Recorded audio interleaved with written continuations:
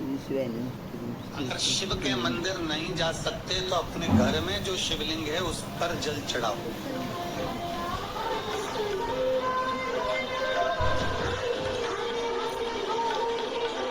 और यदि आप अपने शंकर के घर में शिवलिंग पर भी जल नहीं चढ़ा पा रहे हो तो किसी बेलपत्री का वृक्ष हो, उस वृक्ष के नीचे भी जल चढ़ा। और कभी मौका मिल जाए, कभी भगवान शंकर की बड़ी करुणा हो जाए, भगवान शंकर की बड़ी उदारता हो जाए, भगवान शंकर की बड़ी कृपा हो जाए, बड़ी कृपा हो जाए, भगवान शंकर जिस दिन तुम्हारे ऊपर बड़ी कृपा कर दे, किसी सोमवार को 3 नियम बना लो।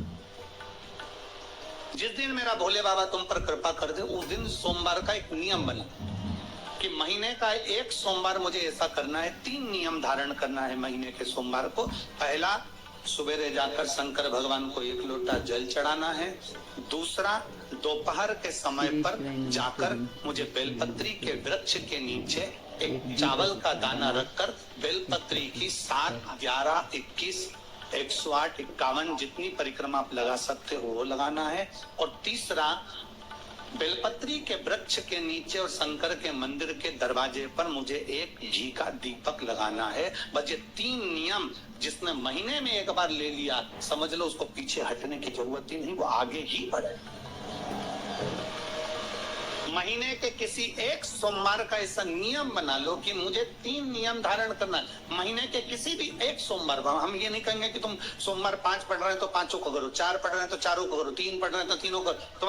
तुम तो महीने का एक सोमवार का नियम बना। और मेरी जीजियों से, मेरी बेटियों से जो विदेश में रह रही हैं, जो कहीं बाहर रह रही हैं, कहीं बड़े शहर में रह रही हैं, जो रोज मंदिर नहीं जा सकते, हर किसी महीने के एक सोमवार को भी ये नियम निर्धारण कर सकते, तो उनसे कहेंगे कि 3 महीने में एक सोमवार का नियम बना लो। 3 महीने में नहीं बना सकते तो 6 महीने में एक सोमवार का नियम बना लो। और 6 महीने में नहीं बना सकते तो 1 साल में एक सोमवार का ऐसा नियम बना लो कि मैं साल का एक सोमवार ऐसा रहूंगी कि सुबह सोमवार के दिन मंदिर में जाकर जल चढ़ाऊंगी, दोपहर में जाकर बाबा को एक अक्षत का दाना रखकर, अक्षत का मतलब है कि बाबा मेरी दिनों दिन उन्नति करना। बेलपत्री के वृक्ष के नीचे जो अक्षत रखा जाता है वो उन्नति के लिए रखा जाता है। शंकर के शिवलिंग पर जो अक्षत रखा जाता है वो रोग मुक्ति के लिए रखा जाता है। अशोक सुंदरी पर जो अक्षत रखा जाता है वो संतान प्राप्ति के लिए रखा जाता है। षडानंद कार्तिकेय की ओर जो अक्षत रखा जाता है वो हमारे बच्चों की सुख समृद्धि के लिए रखा जाता है।